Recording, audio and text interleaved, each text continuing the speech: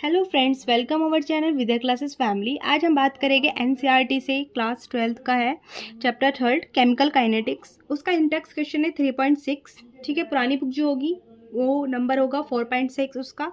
तो क्वेश्चन में क्या बोला है देखते हैं। Time required to decompose SO2Cl2 to half of its initial amount is 60 minutes. If the decomposition is a first order reaction, calculate the rate constant of the reaction.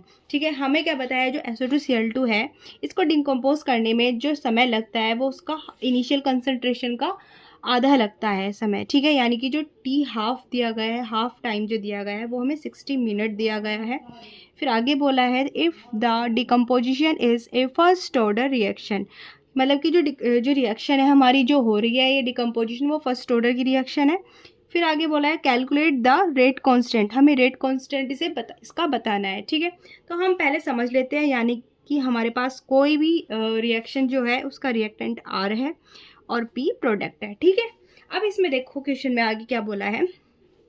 मान लीजिए जब हमारे पास T क्या है, 0 है, T टाइम जो है हमारे पास 0 है, तो जो रिएक्टेंट की जो कंसंट्रेशन है वो क्या होगी हमारी, मान लीजिए हमने A मान लिया। ठीक है, A उसकी कंसंट्रेशन है रिएक्टेंट की, और P की तब क्या होगी उस टाइम पे, इनिशियल जब होगा प्रोडक्ट क्या होगा 0।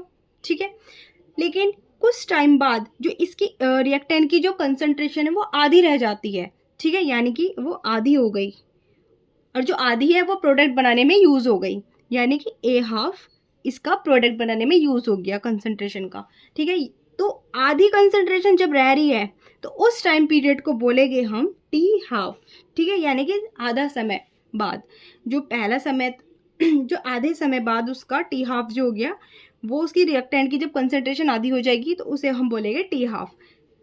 अब इसमें देखो जो टी हाफ दिया गया है हमें, टी हाफ वो कितना दिया है, 60 मिनट। ठीक है, अब आगे क्या बोला है हमें, रेट कांस्टेंट के हमें बताना है। तो आपने देखो फर्स्ट ऑर्डर की जो रिएक्शन है आपने प्रूफ करा होगा टी हाफ, तो उसमें जो टी हाफ फॉर्मूला निकल के आया था, T half is equal to 0.693 upon K. ठीक है, ये आपका फॉर्मूला निकल के आया होगा। फिर इसमें हम देखो इसको इस तरह रीअरेंज कर सकते हैं, K is equal to 0.693 upon T half. ठीक है, ये हमने इस तरह रीअरेंज कर दिया। अब इसमें इसकी वैल्यू हम रख सकते हैं, के की वैल्यू हमें निकालनी है 0.693 इंटू 60। ठीक है, अब इसमें देखो अगर हम इसको सॉल्व करेंगे तो हमारा आंसर आएगा 0.01155। ठीक है, तो हमारा ये आंसर आता है। या फिर हम इसको इस तरह लिख सकते हैं, के इज इक्वल टू 1.15, यहाँ पे क्या आएगा, मिनट में आएगा ना आंसर ये। अब इसमें देखो 1.1655 इंटू 10⁻⁻2 मिनट इनवर्स। ठीक है, ये हमारा इसका आंसर होगा।